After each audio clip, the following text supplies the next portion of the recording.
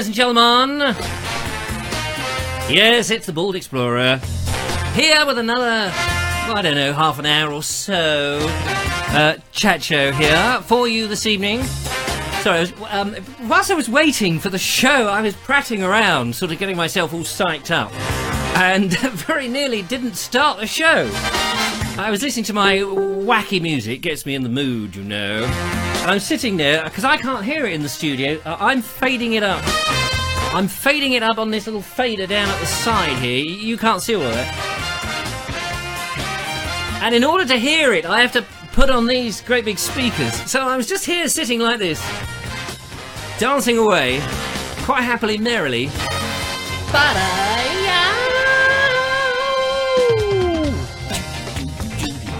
Doing all that stuff, you see, with these stupid headphones on. And then I suddenly looked at myself and I thought, oh, I've got the headphones on, quick! I had to take them off and shove them up on their special hook. Anyway, ladies and gentlemen, welcome, welcome. It's lovely to have you here for another night. Oh my God, it's cold, isn't it? I have got another jumper on here. I'm desperately going through all my jumpers. I've got my posh jumper on now. Because I don't want to appear on the show every night in the same old clothes. You know, when you turn the television on and you get these famous film stars, of course they can afford to have wardrobes of clothes. They can afford to go down to, you know, man at C&A or woman at, there's another place. Anyway, wherever. And they can afford to, you know, buy something and use it for the show and then throw it away. Of course, I can't do that, so occasionally you're going to see me in the same old ropey outfit. So apologies about that. However, I am here. I'm wearing a nice jumper. It's a bit thin, though, this jumper, and it's a bit cold in here. I did think about wearing two jumpers, of course, but then I don't want to look like Michelin Man. So nice to have you with me. I do this sort of preamble at the beginning just to give everybody time to come along. So if you're wondering why it is that I'm just bantering on and dancing about, it's mainly because it gives a few people a few times to log on. And of course, if you're watching the replay, you can always fast forward. That's my theory anyway. So there we go. Are you warm? Sit back for another show.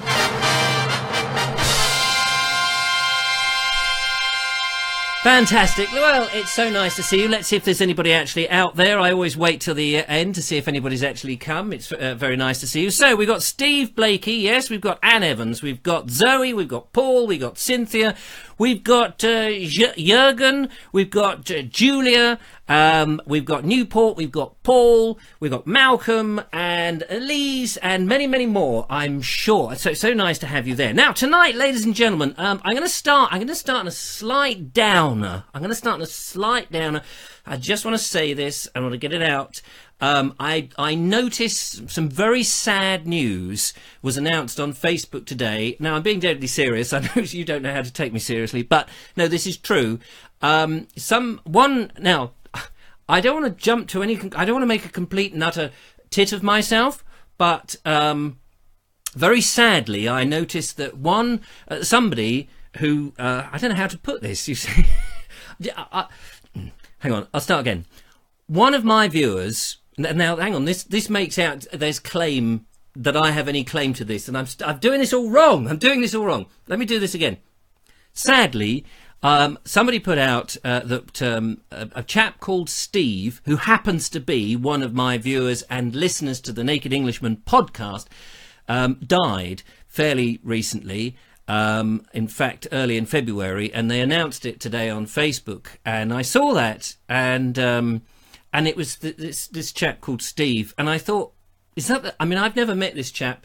I've had email exchanges in the show. He's listened to my my Naked Englishman podcast, and for those of you who don't know, if you become a patron, you get the daily audio diary of my life, the Naked Englishman, which is a sort of behind-the-scenes audio podcast. You get that, an email comes to you, and it pings up, and you get to listen to it, and what have you.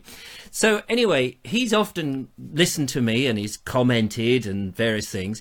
And I was absolutely shocked, I can tell you, ladies and gentlemen, because I I don't know how old he is, but they put up a photograph of him. I'd never met him, as I say, and he must have been in his 50s, I suppose, died far too young, and suddenly he is no more. And it's I mean, obviously it's a terrible tragedy for the family, of course, and all my heart and wishes go out to him, but it's a very strange thing from somebody who operates a podcast, or now a live, Facebook show or on YouTube or whatever, and you suddenly discover that somebody who you've interacted, that you've never met, but you have some sort of affinity with, and they know all about you because they listen to your behind-the-scenes podcast, and they've died. And now, this isn't the first time that I know that one of my listeners, a few years ago, when I was running something called the Vobes show, where I was sitting in a thing with my headphones on, mucking about, oh yeah, and this chap died, and I had an email. This is a different chap. He died, and I had an email from his sister saying, and I cannot remember his name now, but let's call him Ray for the sake of argument. And I had this email from his sister, Ray's sister, and she said, "I'm ever so sorry to tell you that Ray passed away." They always say passed away instead of died, but he passed away. And he loved your show. He always listened to your show. It was top of the list of podcasts that he listened to. And I know he would have liked me to have let you know that he thought very highly of you. But unfortunately, sadly, he's no longer. And that was the first time. Now, of course, it may well be that plenty of people have watched and listened to me over the years and have, snuffed it and gone up to wherever or down, whatever is the thing. And I have no idea. But when somebody, again, this chap had commented, I had a forum then, before Facebook and all that, I had a forum, and he'd made a few nice, very nice, genuine chap. And it really affected me. It was so weird because, again, I'd never met him. He was somewhere up north, but he listened to the show and he'd commented. I knew his name, and to me, it was quite a personal hit. And the same way with this chap Steve, who has also died. And I suppose what I'm saying to you is, unlike, I don't know, Chris Evans on BBC Radio 2 with a global audience. My audience may be sort of global, but we are a community. And if anything happens to you, I didn't realise this, but I actually feel it. So you are very, very important to me. So anyway, I wanted to get that. Out because I was very greatly affected by that, and so there you are. Anyway, let's move on. Keep it light, Vobes. Absolutely. So today's questions and answers from you, my guys, my friends. So get your questions and answers ready. If I don't see them the first time, don't panic. Ask them again and I'll try and pick them up. But before we get to those, hang on a minute. Oh yeah, some good news and kind of bad news. The bad news part of it is, I was supposed to be working tomorrow. I do a patron of reading for a school up in West London. And that's to sort of encourage children to read. And I read to them. And also they book me occasionally to do some mime classes. Because you may not know this, but actually I'm a trained mime artist. And so I do these mime classes for kids at schools. And so part of this thing, they would do some reading and stuff for the kids at Book Week, because it's National Book Day, or World Book Day tomorrow. By the way, it's the 28th of Feb, isn't it? 28th of Feb. It's not a leap year, is it? I just, in case, Harriet, she might want to pop that question. And she doesn't watch the shows. She doesn't watch anything I do, to be honest with you. So I might have made a luckier scat. I'm still a single free man. Anyway, enough of that nonsense. So my job has been cancelled because, the 2 days the school was worried because of the snow, because there's another blast of snow coming, and we're all going to get wiped out by it. just like that. And because of that, they said we're cancelling the thing. Now, the bad news is I don't get paid. I don't get paid. It's 2 days, 2 days' work badly needed. So it's a bit of a worry. But the good news from your point of view is that now tomorrow, instead of not having a show, I will be here. Oh, don't look like that. No, don't look like that. Oh, that's charming, that is. I was going to do a nice end. Well, you're all looking very disgruntled now, aren't you? Oh, that's just when I said out what a nice community and all that. Now, don't go away. Oh, look at you all running off. Oh, I'm only jesting. I'm only jesting, as indeed I hope you are. So, yeah, no, unfortunately, it's all cancelled. So I shall be here. So, now, I want you to have a look at some of your questions. And also, I've got some things to talk about places that you guys have suggested you'd like me to go. Yeah, no, not there. Thank you. No, not there. Other places you'd like me to go. So we'll get on to that in a minute. Let's just see if there's any questions out there, because a couple of people have already sent me some questions. Gary Baines has just arrived. Nicely put, says Richard, we are family. We are family. A man of many talents, says Zoe. There we are, a little bit of mime for you. Kevin says to me, to Richard, I'm free. I'm free, Mr. Humphreys. Is that it? My college is shut. Says Brendan, because of tomorrow. It's very wise. Why put people at risk? Obviously, parents are kind of like biting their nails now because they've got to look after the kids. But yes, another show. So Malcolm Berry is asking, his first question, questions and answers. How is Eric doing? Well, Eric is okay. And, I'm still trying to think of a way to bring Eric into a visual show when we had an audio show before. And those people who don't know who Eric is, it's very difficult to demonstrate that because Eric is he's a small little chap who lives down in the basement. He used to live under the beach hut that I used to have and do the show from. But now he lives under the house down in the cellar that I didn't even know I had. So we will worry about that. Chris Puller says, evening, Richard. Do you teach mime? I do. I go around the schools and I teach, all the old mime tricks, how to do all of this. Climbing a ladder is not so easy to do without the whole body, of course. You need your legs to do that. Walking on the spot, walking in the wind, doing the wall, leaning on things, all that kind of stuff. Yes, I teach mime. I went to mime school. I really went to mime school. Homework was dreadful, I can tell you. I had to sit in silence and write in invisible books. Nightmare. Anyway, I have some questions. Question number one from somebody was dowsing. Have I ever tried dowsing? Which was a strange question. I forget who asked that. And the answer is a long time ago, when I was a sort of bit into the mystical things, a little bit of the old meditation and a little bit of finding oneself and mind over matter. Never mind, doesn't matter. All that sort of stuff that I was... oh, by the way, yes, I was also into hypnosis. I used to this is true, and you might think this is a bit weird, but I used to hypnotise people, and I have hypnotised people. My mate Roger, who I haven't seen for years, he will vouch for this, because I was at a party once. I've hypnotised people to stop smoking and to stop feeling pain, proper things, but I was at a party once. I've been to a party. Yes, I have been to a party, just once.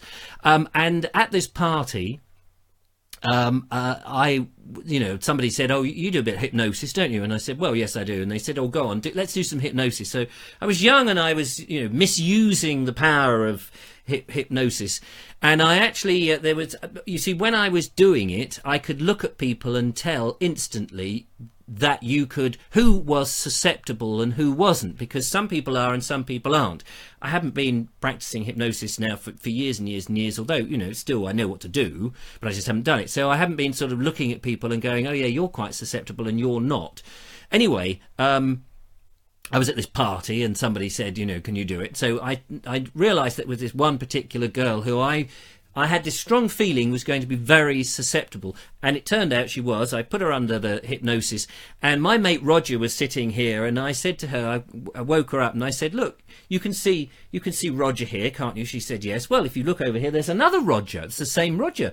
And she looked, and she saw these two Rogers, and I said, but which one's the real one? And she was going, but I don't know. She genuinely, and this is genuine, and you know when someone's making it up, she genuinely could see them. And I said, well, what about if this Roger is over here, and then this Roger, of course, which wasn't a Roger at all, there was nobody there. And I said, this Roger, look, he's floating. And she was going, that one's the real one, because real people can't do that. And she was so taken in. Lots of other little hypnosis stories. I don't know why I got onto that. But anyway, dowsing. Thank you for that question. I sort of have tried it. I don't know. I have an open mind to all of these things. I do have an open mind. I think having a closed mind is stupid. But I'm cynical as well. I am cynical, but I have an open mind. Does that make any sense? I don't know. Anyway, I'm just seeing myself on the playback here, and my hands are going all over. I move my hands a lot, don't I? God, blimey. So now, any more questions? Let's have a look, see how we're going. I'll be back. Refill my glass, says Elizabeth. Hey, you're always filling your glass when I'm on. Is that do you need a few little tipples there, Elizabeth, just to, put up with the Vobie one-eyed Kenobi? Talking of Elizabeth, Elizabeth is the lady that wrote that lovely book and series of books and took me around, and her walk is all edited up and ready to go for next week, by the way. She said, I forgot to tell you something, and it was so interesting. She forgot to tell me that during the First World War, there was a pilot who was shot down and sadly killed. But his plane, I don't quite know the ins and outs of it, but his plane was all right. And the family, somehow or other, got hold of his aeroplane. This is the First World War, and I don't know whether he owned the aeroplane or whatever, but whatever it is. They got hold of his aeroplane after he was shot down, and they buried it. And they buried it, well, Elizabeth doesn't quite know whether they buried it in her garden, under, because it's quite a big garden on a sort of hill, or in the coppiced wood nearby. But somewhere in where she lives, near Liss, there is a World War I plane that has been buried. And the reasoning was that they've taken away her son. They're not going to take away his aeroplane. And I think it's a lovely story. How true it is, I don't know. But obviously, but I think it's a lovely story. If I've got that wrong, Liz, correct me. But it was something like that. Gary Baines is asking, hello Dave, by the way, Dave Painter's just turned up. If money or permission wasn't a problem, where would you like to walk? Well, that's a good question. Give me some notice on that one. I mean, places like Stonehenge, obviously everybody would like to go around there. I'd like to do the wall, Hadrian's Wall. But there's a lot of places that I would be interested to go if permission was allowed when there was nobody about. Because I know you can go, a lot of druids go up to the summer solstice. I've been to Avebury. I want to go back to Avebury and do a walk around Avebury. I would like to do some more standing stones and some of those mystical things, some of the long barrows and round barrows and all that.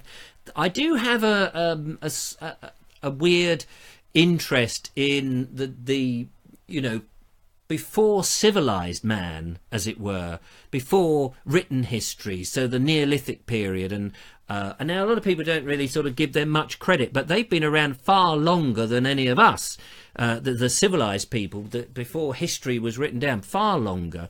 And they achieved amazing things. I don't quite know how they did it, but they did do these amazing things. So but there's just so many interesting places to go to. So it's a very good question, but it's very difficult to answer because what I would love people like the National Trust and English Heritage who don't do themselves any favours, because I've been in touch with those sort of people, those organisations, and I said, look, I'd like to do a walk or a Bald Explorer episode at such and such, wherever it is. And they say, yeah, that's no problem, £500 a day. And I say, no, you don't understand. this is going to be promoting you. I come in, very easy, shoot a little bit, and put it on my YouTube channel and Facebook and what have you. And when I was on the community channel on Sky, I would say I'd put it on there. And they say, yeah, no, that's great, £500. And I said, no, you don't understand. By saying £500, I can't possibly afford that, and therefore I couldn't. I'm not going to go. And if I make a video and it sits on YouTube, okay, a few hundred people may see it tomorrow.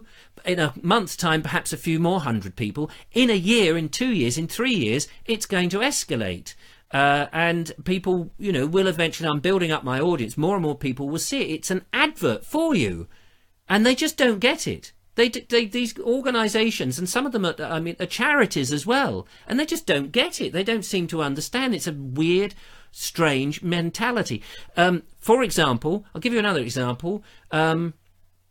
Shrewsbury Prison. Shrewsbury Prison. In Shrewsbury, there is this very austere prison that's, originally a Georgian prison, and then they built a Victorian prison, like the one in Porridge, if you remember Porridge. And are we still, by the way, are we still broadcasting? Because everything's frozen my end. It looks like I'm not there. So if someone could just let me know, because otherwise I'm talking to myself. I'm just checking that we are still there. Sometimes this does happen, and because nobody's typing anything, it doesn't seem. Anyway, I'll carry on with the story just in case, because there's no way that anybody can. Oh yes, David says yes. Oh, marvellous. You're just all stunned, aren't you? You're just all stunned by the story. Anyway, so what was I saying? Oh yeah, Shrewsbury Prison. It's closed. It closed down, and a company came in and started to run trips so you could have a look round. And I went on one of these trips with Harriet, and it was very interesting. It was amazing. It was a fascinating insight to a Victorian prison right up until it was finished usage in 2015, something like that, really recently. And it was all closed, and they used it for films and stuff. But they were running these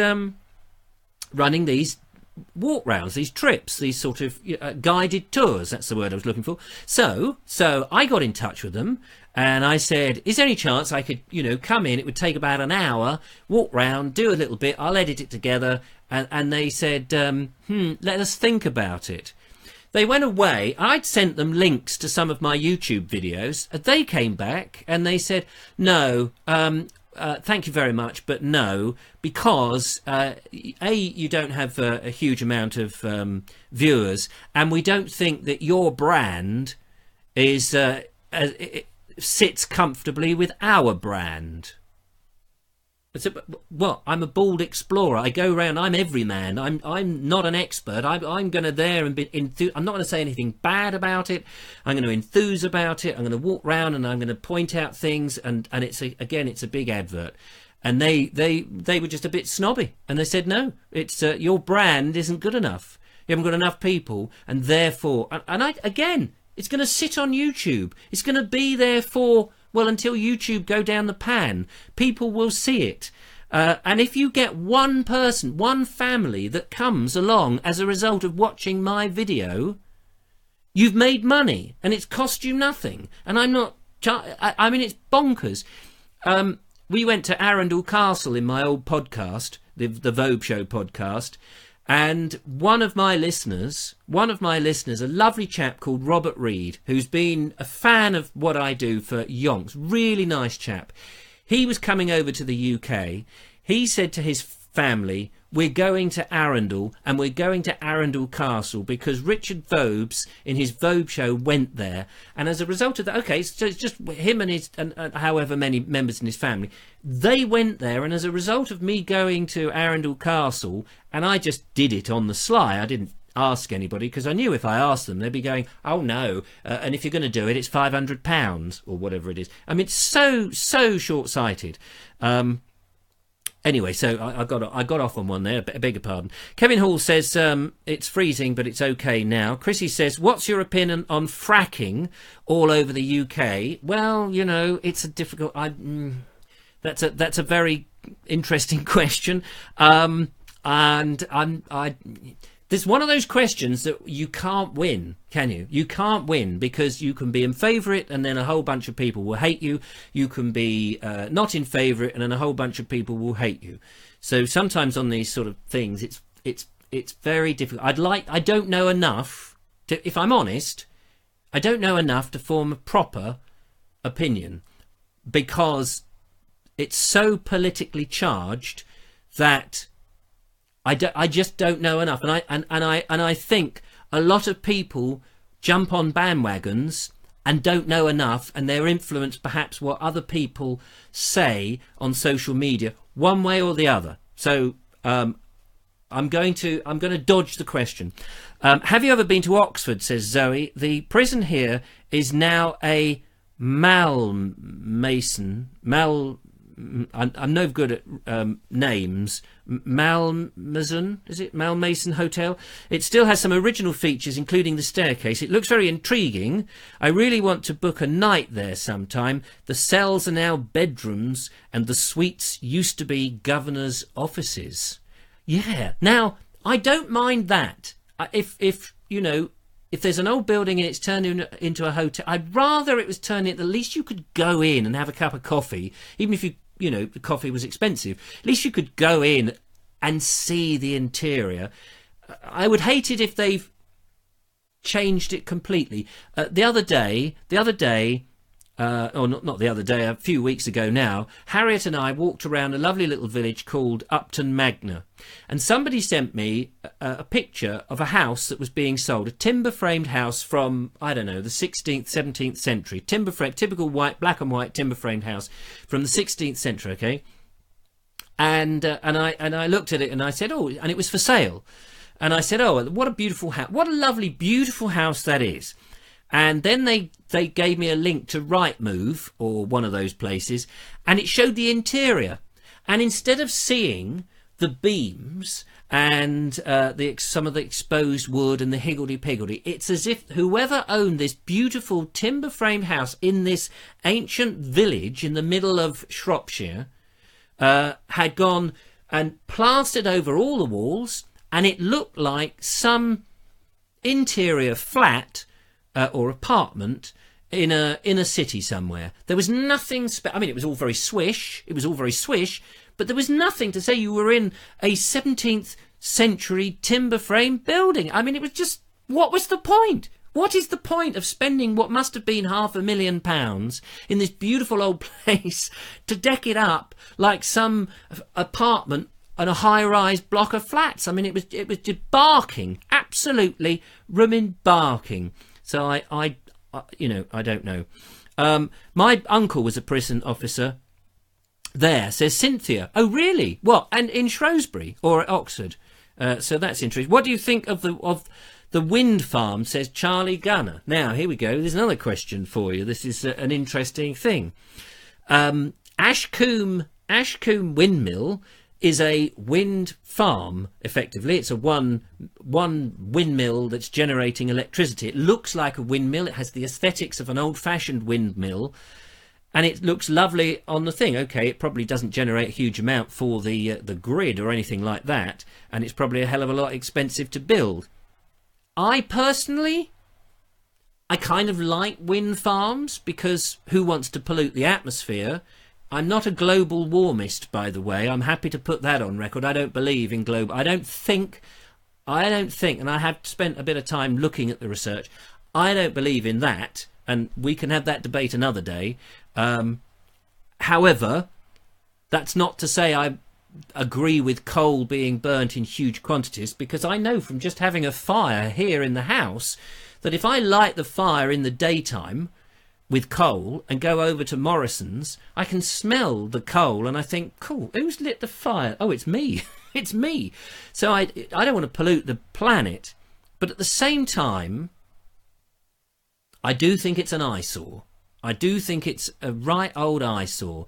I just can't help feeling could they not have put it back? Or if you've got to do it in the sea, surely there is some better form of they were going to do this tidal thing in Cardiff, weren't they? Or Swansea Bay or whatever. And I think that's been shelved.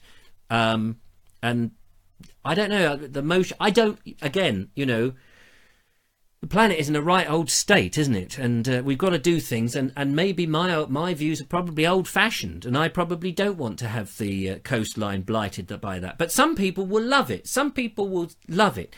I wouldn't mind if perhaps, you know, the people along the coast here in Worthing, in Shoreham, in Lancing, we all got, you know, we could all sign up to whoever it is it EDF or Eon or whichever one it is, and have a 10-20% discount, because we could get the electricity from that. Then it would be great. We'd all have, you know, money talks, isn't it? I've got more questions, ladies and gentlemen. I've got more questions from people who've sent them in. So let's get to those.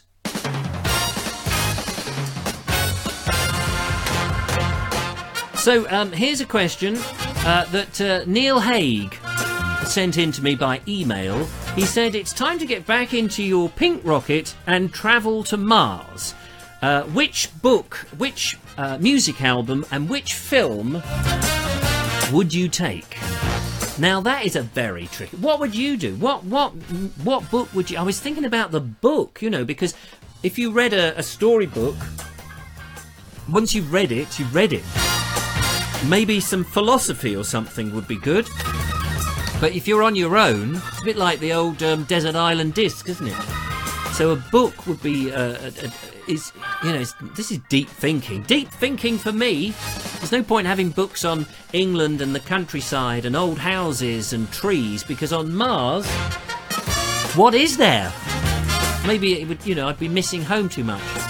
Musically, now I'm not your ordinary music. You see, I'm rubbish at music. You know, listen to the sort of music I play. I'm playing. This is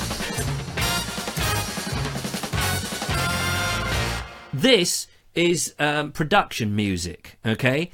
And as a filmmaker, as a corporate filmmaker in the past, I've got yards of this stuff. You can't see it, but I've got shelves and shelves of old CDs, and I listen to this stuff. And actually, I tend to listen to more of that than I do to commercial music. I mean, some of the old pop music is great. If I was to say something, well, there's a number of albums that I suppose that I like. Now, I don't know whether you've heard of Lemon Jelly. Love Lemon Jelly. Art of Noise. Love the Art of Noise. And of course, in its time, and it's great to revisit from time to time, is Jeff Wayne's War of the Worlds. All these other bands and things, I don't really, you know, I like the odd track, but I don't necessarily follow bands. You know, I'm not one of those, I'm afraid. So that's very. What was the other question? Film. Difficult, that one. Maybe a Laurel and Hardy. A Laurel and Hardy. I'd have to laugh, wouldn't you? I'd have to laugh. Laurel and Hardy would be the sort of thing I would do. Have you been to any steam railways? I've just spotted that Dan Evans. Yeah, we got the Bluebell Railway nearby. I've been on there. The one at Tenterden. Been on that one.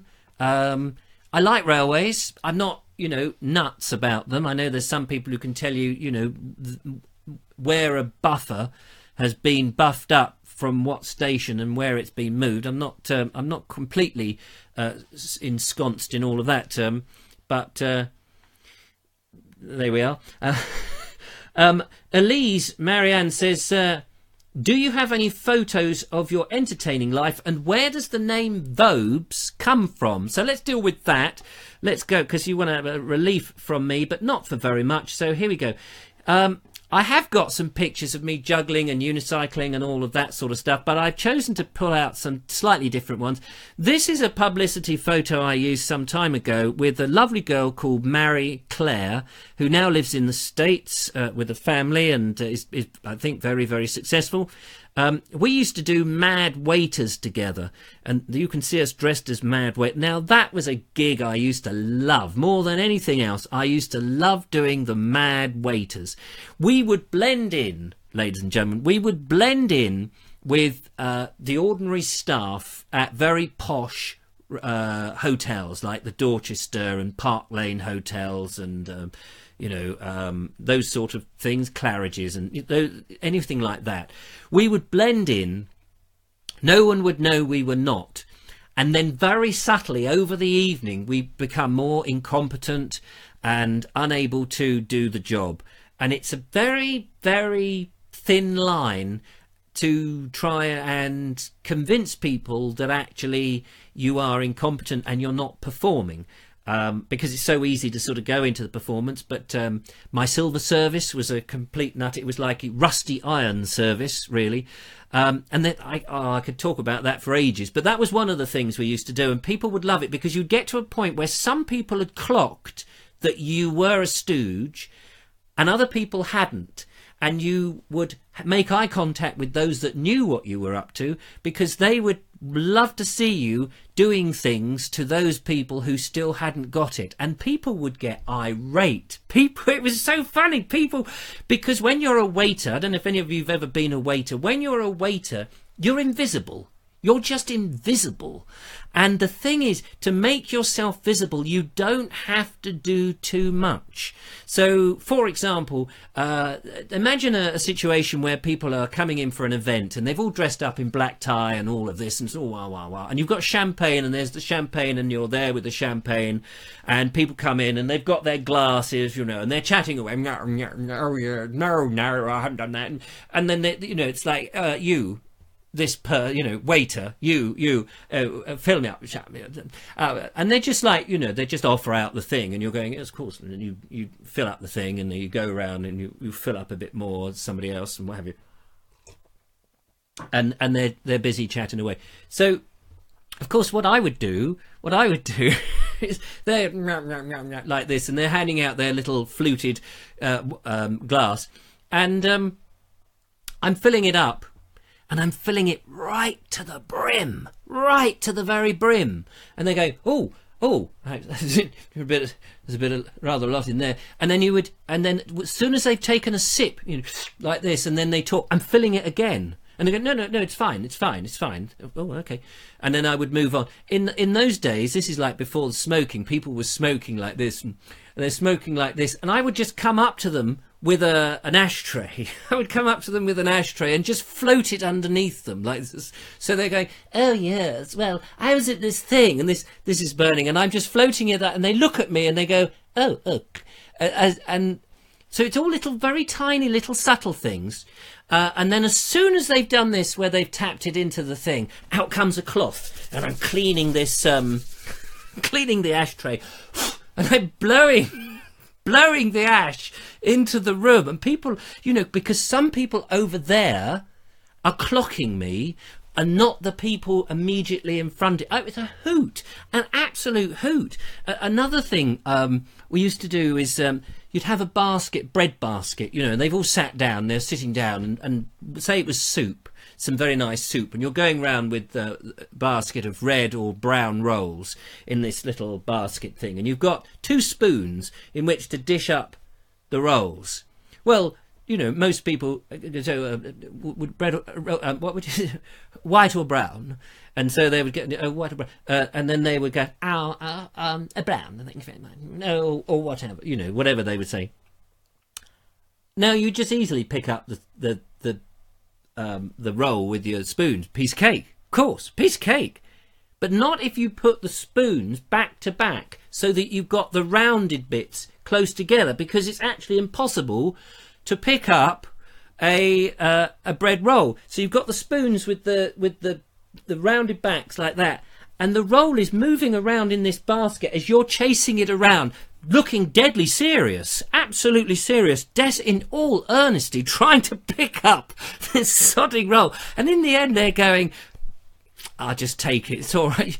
They never would say, you've got the spoons round the wrong way. They're going, oh, you've got a bit of trouble with that, because you're trying to be silver service and looking. Oh, it was. I loved it, absolutely. And you would slowly build up this until eventually everybody knew, and I loved it. Anyway, so that was that. So that was all good. I've got another picture here. Are we still broadcasting? Are you still there? Am I just talking to myself? This one here is a picture of something I did. This was a particularly strange, weird, one-off gig, but I walk on a ball a large ball. I balance on a ball. I've got a red one now. That one's a yellow one. I'm dressed up as a strange alien space creature.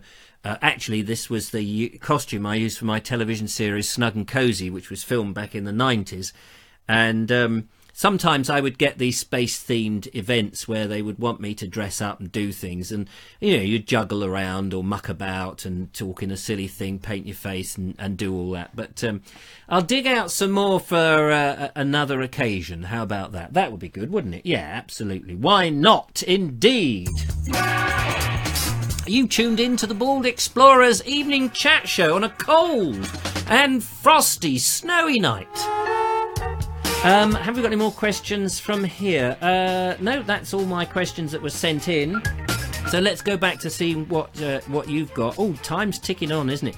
And I wanted to talk about a couple of other things as well. Let me. I can't find. Yes, we're still with you. That's grand. Thank you very much. Just going back to have a look and see what you need a waiter, Zoe. Yeah, by the way, if you want to book a crazy waiter, you know, I can still do it, you know. I just have to be careful now because since I've lost my eye, I don't have peripheral vision in my left eye. And that really is a bummer because your peripheral vision, you're using so much more than you realise until you lose an eye. And you're aware of things. So when I'm doing my crazy waiter and I've got stacked up loads of plates, dirty plates, and spoons are falling on the ground and knives are falling off and the potato rolls off and you're you know, in earnest struggling with all this stuff, you are aware exactly where people are because you don't want to spill stuff on people's expensive clothes because that's a no-no unless it's been arranged. And you've got to be careful where you know your knives and what bits of food fall off. So all of this is thought out, but it looks like you're the most incompetent buffoon that's ever been allowed. And yeah, so having the peripheral, so you know, it's difficult now to do that, unfortunately, because people get up. You know, they're sitting and someone gets up or they turn round suddenly and thrust a glass at the waiter. Well, without peripheral vision, I'll walk straight into them, so it's a bit of a shame. Jane says, I know that, Richard. I'm blind in one eye. There you are, exactly. So you'll understand that. I didn't know you lost an eye, said Zoe. Oh, it's a protracted... That's another protracted story. If you were a patron of the Vobes, you would have had The Naked Englishman, which is my behind-the-scenes podcast, and long-term listeners would have heard and experienced with me 4 years of me going through this losing an eye business. And also you would have gone through the horrible and heart-rendering time when my youngest son, had a brain hemorrhage and nearly died, and that still wells me up thinking about that. And in my Naked Englishman, which is an Englishman, I'm English. It's me stripped down, not literally clothless, but it's me not performing. And giving you a real life behind the scenes to some idiot who's trying to have a channel and develop his skills and entertain people, and what it's like with real life events. And long-term listeners will have heard some pretty harrowing things. I mean, my dad and his dementia and his death and the funeral and dying and sorting out probate. And I know one of my viewers, one of my more recent viewers and watchers, his mother died only a couple of days ago, and he said he's been listening to my sister and I talking about probate and sorting about the funeral and all of this stuff, and he says I found it really useful. And so anyway, so yeah, long-term listeners would have heard all about that. So Claire says you've been through a lot. Do you know, I think we all have. If we all look at our lives, we've all had... I think all I'm doing is I'm reflecting what happened. Not exactly the same, but people don't talk about things very much. And The Naked Englishman, for me, in a way, is a way of... it's kind of like having a counsellor. I can talk to this recorder. People listen to it. People comment on it. People... Sometimes people say horrible things to me as a result of it, but I've been doing it now for a long time, and I've got pretty thick skin. So anyway, so that's that, and you can of course become, I should say, a patron of Vobes, of course. It's very simple to become a patron of Vobes. And it's really, the idea behind that is that I need support to keep the channel going. I mean, all YouTubers and all these people who do this sort of nonsense ask for support because the advertising doesn't pay, and people tend not, unless you've got millions of viewers, people tend not to be sponsoring you significant sums, and somehow you've got to do it, and some of us, it's our passion, it's our life. I don't know what else to do, to be honest with you. I've had 2 days of work cancelled because of the snow and I won't get paid. So to me, it's like, well, all I can do is work harder and harder on this and hope that people will get behind. And do you know what?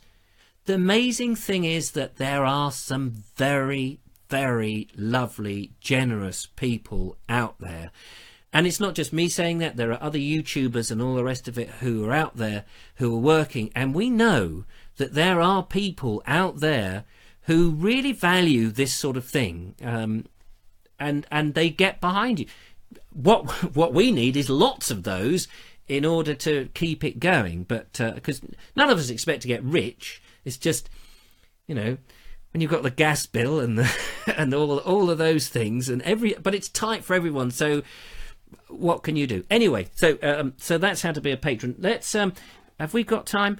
I just want to very quickly, if I can, go through... I mean, I could do this tomorrow. Oh, let's do it tomorrow. I've set it all up. Let's do that tomorrow because otherwise I won't rush it. I wanted to talk about a couple of I'll do this one because I promised Zoe, particularly... Hang on, bear with me. Sorry about this. I'm a bit disorganised now. Here we go. Let's have a look. This is a church. Yes, it's a lovely, quaint little church. And this church is in a place called Wiggenholt. Now, Wiggenholt, I've never heard of it. I've never heard of Wiggenholt. And Wiggenholt is a lovely little place between Storrington, I think, and Pulborough in West Sussex. There it is, beautiful church. And it's such a tiny place that blink and you could miss it. And I have. But I did a little bit of research. Wiggenholt is a village in the Horsham district of West Sussex in England.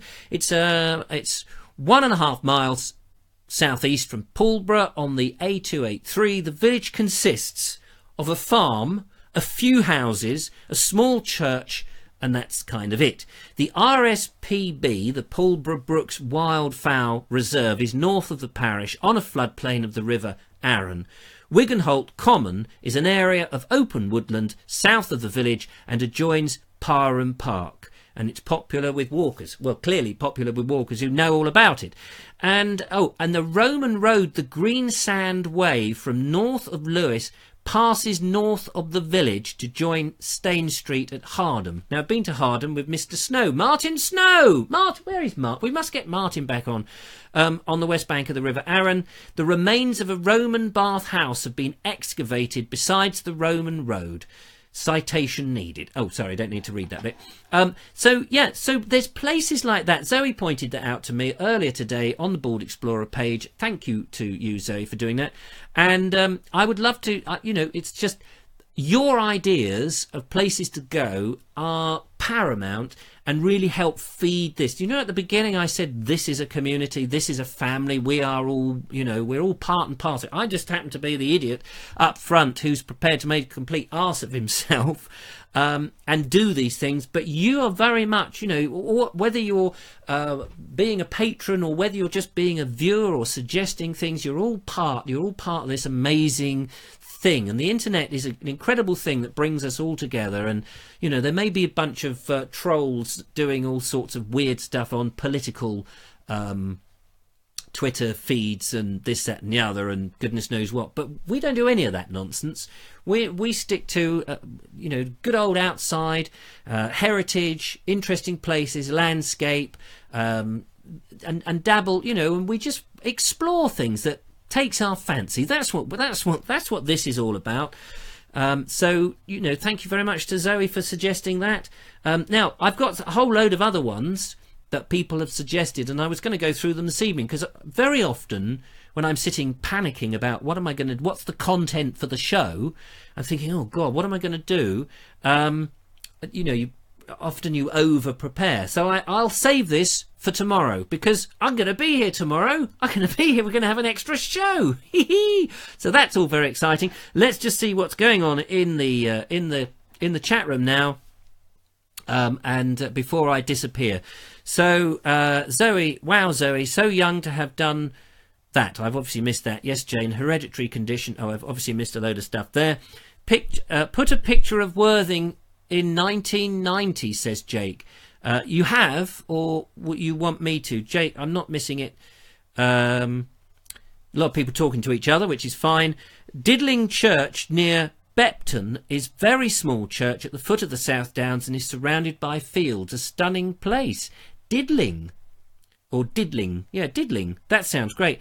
I think only about 15 to 20 people can fit in the church, and it dates back to about 1100, says Zoe, talking about Wigan Holt.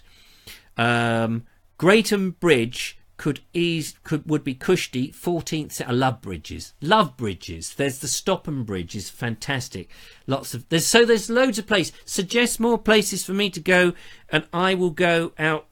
Not necessarily in the snow and the cold. Although, now that I've got tomorrow, I did think if the snow lands and there's somewhere I can go to show it off, it'd be interesting. So who knows? I may do a report for the show tomorrow. Why not? I've got the time now. If it's safe to get out there. So there we go. And Elise says, can we all dip into our pockets and support Richard? Oh, now, it's one of those things. People hate to beg. But in a way, I see this as busking on the internet. We all don't mind a busker sitting there playing his accordion, and some of us would, chuck him a quid or so. And this is how I see this. I'm just busking. You don't have to pay. You can come here, and a lot of people don't want to. And some people will, and some people just want to give a donation. I've had some very lovely donations, I can tell you, and people are very generous. And other people who can't afford it, and I don't want to bang on about it. I certainly don't want to bang on about it. Anyway, the point is, time is against us. We've nearly been on for 50 minutes. I've been bending your ear. You've had too much of that. Let's get out of this by doing the usual. Somebody asked me what music this is. This is called The Zodiac by David Linden. It's off a production album, a session album, I think, with the old sort of 1970s session musicians. I love all this. Thank you so much, ladies and gentlemen, for coming along. It's been an absolute hoot. I was going to tell you about my experiments today with sorting out the portable show, because when I go up to Harriet's, now that we've started to fiddle and fart with music and stuff. I've been experimenting how to take elements of the show up to Harriet's place in Shropshire, so I can carry on doing these, keep you entertained, and still play in the wacky music. And so I've been mucking about. But I'll tell you about that tomorrow. Gives you something to look forward to, doesn't it? So everything I've planned for this evening, I'll do tomorrow. Plus maybe a special report in the snow. Thank you very much for coming. Thank you for your questions. Keep them coming. Do check out the Bald Explorer group if you haven't.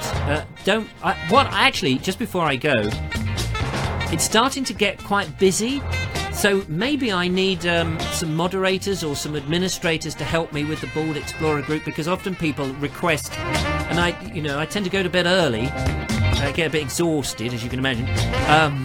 So maybe I need, if there's some volunteers who want to help do a bit of administration work and tidy things up. You're very well. I can't pay you. Can't pay you, I'm afraid. No, it's not mucking about. So, ladies and gentlemen, let's go. Let's not meander any longer. Thank you so much. I will catch up with you tomorrow, same time, same place, 8 o'clock on the Bald Explorer Facebook page. Until then, take care, one of you, and thank you very much for coming out to see me. And until then, bye for now. Bye.